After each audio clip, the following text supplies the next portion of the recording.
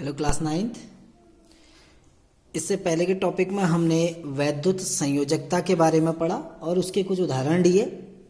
आज हम अपने दूसरे प्रकार की संयोजकता के बारे में बात कर रहे हैं जिसको हम कहते हैं सह संयोजकता। ठीक है ना। तो पहले ही हमने कहा था कि संयोजकता दो प्रकार की होती है, एक आपकी वैद्युत संयोजकता और दूसरी आपकी सह संयोजकता। तो आज हम सह संयोजकता के बारे में बात करते हैं। तो सह संयोजकता की परिभाषा क्या होती है? सह संयोजकता कहलाती है कि अपने निकटतम अक्रिय गैस का विन्यास प्राप्त करने के लिए, मैं परिभाषा लिख रहा हूं, आप नोट करेंगे। अपने निकटतम यानी जो सबसे निकट है, अपने निकटतम उत्कृष्ट गैस। अब उत्कृष्ट गैसें कौन सी होती हैं? जो परसों मैंने लिखी थी, अभी दोबारा लिखूंगा। अपने निकटतम उत्कृष्ट गैसों का विन्यास प्राप्त करने के लिए, अपने निकटतम उत्कृष्ट गैस का विन्यास प्राप्त करने के लिए किसी तत्व के एक परमाणु द्वारा साझा किए गए इलेक्ट्रॉनों की संख्या, क्योंकि सह संयोजकता में जो इलेक्ट्रॉन भाग लेते हैं उनको साझे के इलेक्ट्रॉन कहते हैं। तो अपने निकटतम उत्कृष्ट गैस का विन्यास प्राप्त करने के लिए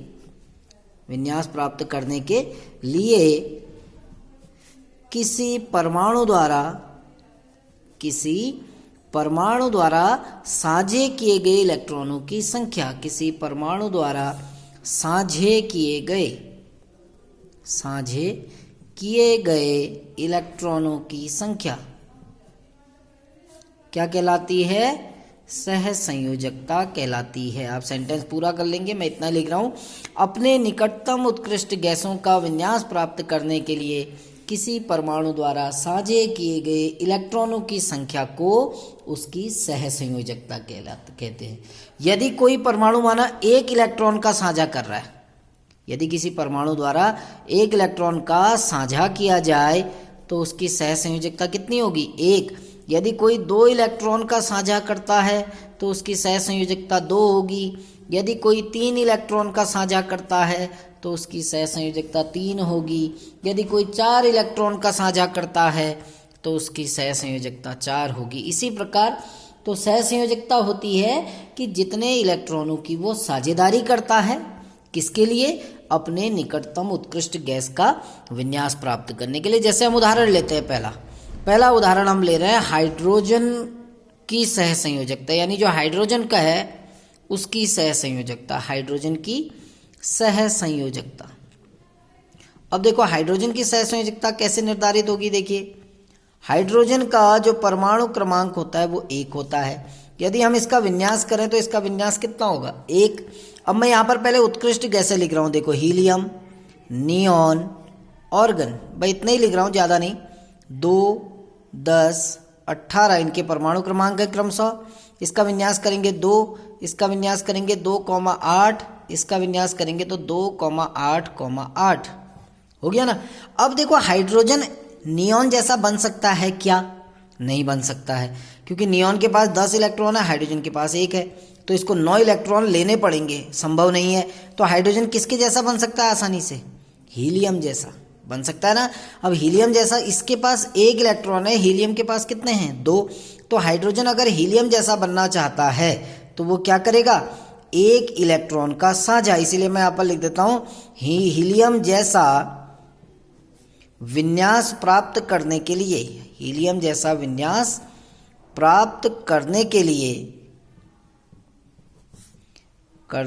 लिए कितने इलेक्ट्रॉनों का साझा करेगा हाइड्रोजन? 1 के लिए हाइड्रोजन 1 इलेक्ट्रॉन का साझा करेगा, है ना। इसके पास 1 इलेक्ट्रॉन है, इसके पास 2 इलेक्ट्रॉन है, तो कितने इलेक्ट्रॉन की साझेदारी होगी? 1 इलेक्ट्रॉन की। इसीलिए हाइड्रोजन की जो सह संयोजकता होगी हाइड्रोजन की, वो कितनी होगी? 1। कितने इलेक्ट्रॉनों का साझा कर रहा है? 1। तो हाइड्रोजन की सह संयोजकता कितनी हो गई? 1, है ना। ऐसे ही देखिए, मैं आपको कुछ और उदाहरण बताता हूं। जैसे कार्बन है, दूसरा उदाहरण, कार्बन की सह संयोजकता, ठीक है ना। अब कार्बन का जो परमाणु क्रमांक होता है, कार्बन का परमाणु क्रमांक 6 होता है, तो 6 का मतलब क्या हो जाएगा? 2,4। अब ये किसके जैसा बनना चाहता है? हीलियम, नियॉन और ऑर्गन। इसका परमाणु क्रमांक 2, इसका 10, इसका 18। अगर हम विन्यास करेंगे तो इसका 2, इसका 2,8, इसका 2,8,8।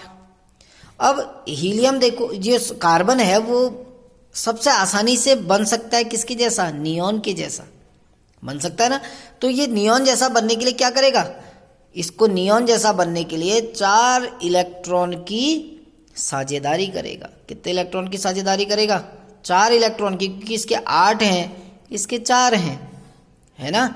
इसके जैसा बनने के लिए इसको त्यागने पड़ेंगे। कितने इलेक्ट्रॉन त्यागने पड़ेंगे? 4। अगर ये माना हीलियम जैसा बनने की कोशिश करता है तो हीलियम के पास 2 इलेक्ट्रॉन है, इसके बाद 2 और 4 इलेक्ट्रॉन है, तो ये 4 इलेक्ट्रॉन त्यागने होंगे। और मैंने पहले भी कहा था इलेक्ट्रॉन 1, 2 या 3 त्यागे जा सकते हैं, 4 इलेक्ट्रॉन त्यागना संभव नहीं होता है। तो इजी क्या है, ये किसके जैसा बन जाएगा? नियॉन जैसा बन जाएगा। और नियॉन जैसा बनने के लिए कितने इलेक्ट्रॉन की साझेदारी करेगा? 4, जिस कारण कार्बन की सह संयोजकता कितनी होगी? 4। समझ में आ गया ना?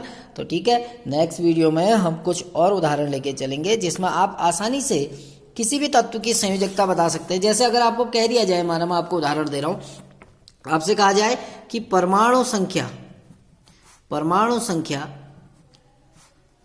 कितनी है? 15। किसी तत्व की परमाणु संख्या 15 है, आपको इसकी संयोजकता ज्ञात करनी है। आपको इसकी क्या ज्ञात करनी है? संयोजकता ज्ञात करनी है। कैसे ज्ञात करेंगे? देखिए, आप परमाणु क्रमांक कितना है? माना तत्व X है, परमाणु क्रमांक 15 है, तो आप विन्यास करेंगे 2,8,5, यही तो करेंगे ना। अब आप देखेंगे क्या ये हीलियम जैसा बन सकता है? 2 बन सकता है, लेकिन इसको इतने इलेक्ट्रॉन त्यागने पड़ेंगे, 8 और 5, है ना। लेकिन अगर ये नियॉन जैसा बनना चाहता है तो नियॉन का विन्यास क्या होता है? 2,8। तो नियॉन जैसा बनने के लिए इसको 5 इलेक्ट्रॉन त्यागने पड़ेंगे, जो कि संभव नहीं है। तो हीलियम जैसा भी नहीं बन सकता है, नियॉन जैसा भी नहीं बन सकता है।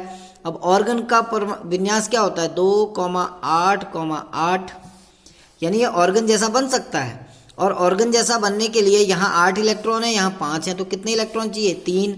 तो ये 3 इलेक्ट्रॉन जो आपका 3 इलेक्ट्रॉन क्या करेगा?